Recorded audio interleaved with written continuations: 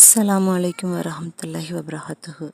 நமக்கே தெரியாமல் மறுமையில் நன்மையின் தட்டுகளை கணக்கச் செய்யும் பிஸ்மில்லாஹிர் ரஹ்மானிர் ரஹீம்.